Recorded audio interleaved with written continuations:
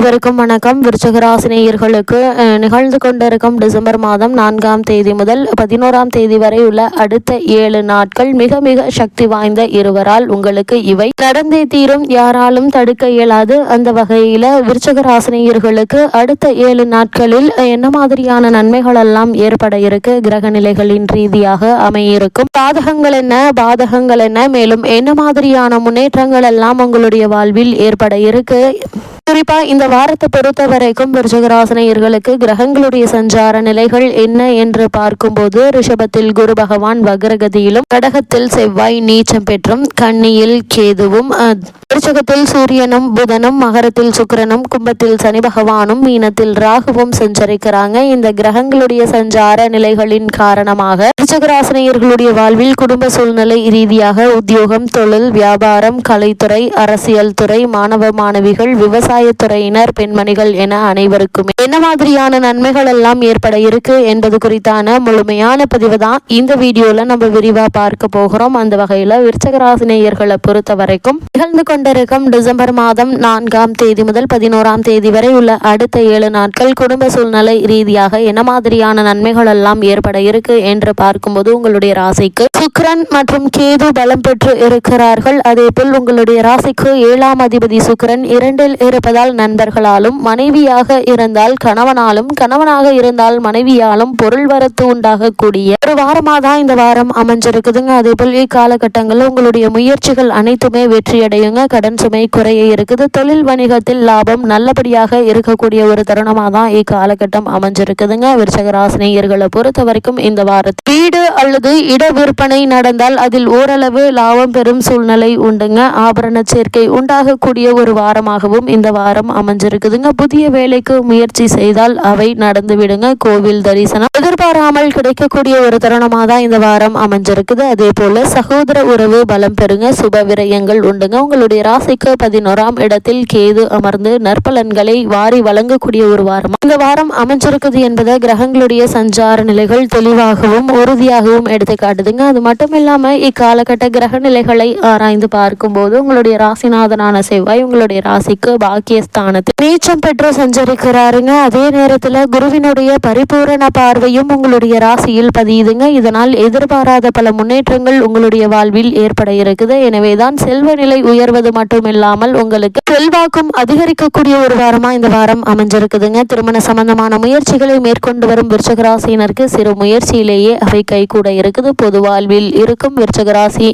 நேயர்களுக்கு தலைமை பொறுப்புகள் தானாக தேடி வர இருக்குதுங்க. இப்படிப்பட்ட சந்தர்ப்ப சாதகங்களை பயன்படுத்திக் கொள்வது உங்கள் கையில தாங்க இருக்குது. அதே போல் தொழில் மற்றும் வியாபாரத்தை பொறுத்த வரைக்கும் நீங்கள் எதிர்பாராத அளவிற்கு லாபம் கிடைக்க இருக்குதுங்க. உடல் ஆரோக்கியத்தில் மட்டும் சிறு சிறு தொல்லைகள் தோன்றி மறையுங்க. புத ஆதித்ய யோகம் ஏற்படுவதால் புகழ் கூடுங்க. புனித பயணங்களும் உண்டு என்பதால் அதற்கான முயற்சிகளை மேற்கொண்டு வருபவர்களுக்கு நல்ல ஒரு முன்னேற்றம் ஏற்பட இருக்குது. அது மட்டும் இல்லாம இக்காலகட்ட கிரக நிலைகளை ஆராய்ந்து பார்க்கும் போது, இந்த வாரத்தில் குரு பகவான் வக்ரம் பெற்று சஞ்சரிக்கிறார். அதாவது ரிஷபராசியில் உள்ள குரு பகவான் இந்த வாரம் முழுவதும் வக்ரம் பெற்று சஞ்சரிக்கிறாருங்க. உங்களுடைய ராசிக்கு 2, 5 ஆகிய இடங்களுக்கு அதிபதியானவர் குரு பகவான். அவர் வக்ரம் பெறும்போது சுப விரயங்கள் அதிகரிக்கும். வரவை காட்டிலும் செலவு கூடுதலாக இருக்குங்க. இது போன்ற நேரங்களில் இல்லம் கட்டி குடியேறுவது, கட்டிய வீட்டை விலைக்கு வாங்குவது, ஆபரணங்கள் வாங்கி மகிழ்வது போன்றவற்றில் கவனம் செலுத்தலாங்க. அதே போல பொருளாதாரத்தில் ஏற்ற இறக்க நிலை இருந்தால் காரியம் கடைசி நேரத்தில் கைகூடி விடுங்க. வாழ்க்கை துணைக்கு வேலை வாய்ப்பு அமையக்கூடிய ஒரு வாரமா அமைஞ்சிருக்குது. குடும்பத்தில் உள்ளவர்களுடைய குறைகளை தீர்க்க ஒரு தொகையை செலவிட இருக்கீங்க. இதனால் குடும்பத்தார்கள்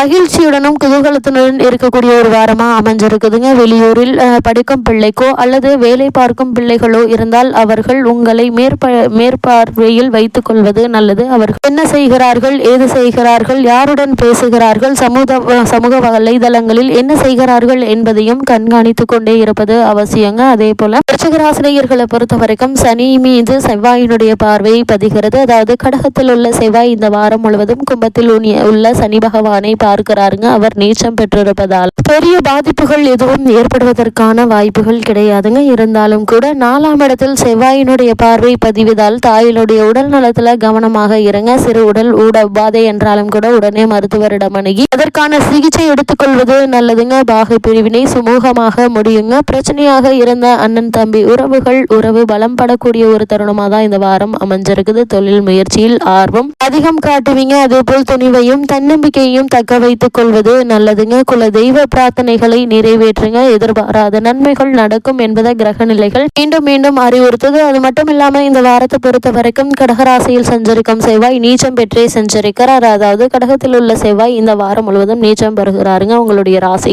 6ஆம் இடத்திற்கும் அதிபதியாக இருக்கக்கூடியவர் செவ்வாய். உங்களுடைய ராசிநாதனான செவ்வாய் நீச்சம் பெறும்போது இதிலும் கொஞ்சம் கூடுதல் விழிப்புணர்ச்சி தேவைப்படுங்க. இருப்பினும் 6ஆம் இடத்திற்கும் அதிபதியாக அவர் விளங்குவதால் உத்தியோகத்தில் நல்ல முன்னேற்றம் கிடைக்கக்கூடிய ஒரு வாரமாக இந்த வாரம் அமைஞ்சிருக்குதுங்க. ஊர் மாற்றம் எதிர்பார்த்தபடி அமையுங்க. கடன் சுமை பாதிக்கு மேல் குறையுங்க. லாபம் எதிர்பார்த்தபடி வந்து சேரக்கூடிய ஒரு தருணமாக தான் இக்காலகட்டம் அமைஞ்சிருக்குது. இப்படி நீச்சம் பெற்ற செவ்வாய் இந்த வாரத்தில் வக்ரமும் பெறுகிறாருங்க. அதாவது கடகராசியில் உள்ள செவ்வாய் இந்த வாரங்கள்ல வக்ரமும் அடைகிறார். உங்களுடைய ராசிநாதன் வக்ரம் பெறும் இந்த நேரத்தில் அருகில் இருப்பவர்களுடைய அனுசரிப்பு குறையலாங்க. அதிக செலவு ஏற்படுகிறது என்று கவலைப்படுவீங்க. அதே நேரம் வாங்கிய சொத்துக்களால் லாபம் உண்டு. தொழிலை விரிவுபடுத்தும் முயற்சியில் ஆர்வம் காட்ட இருக்கீங்க. பணப்பொறுப்பு சொல்லி வாங்கி கொடுத்த தொகை வந்து சேருவதால் மன நிம்மதி ஏற்படக்கூடிய ஒரு வாரமாக தான் இந்த வாரம் அமைஞ்சிருக்குதுங்க. அது மட்டும் இல்லாம இந்த வாரத்தில் உங்களுடைய ராசிக்கு 3ஆம் இடத்தில் சுக்கிரன் சஞ்சரிக்கிறார். உங்களுடைய ராசிக்கு சகாயஸ்தானத்தில் சஞ்சரிக்கும் சுக்கிரன்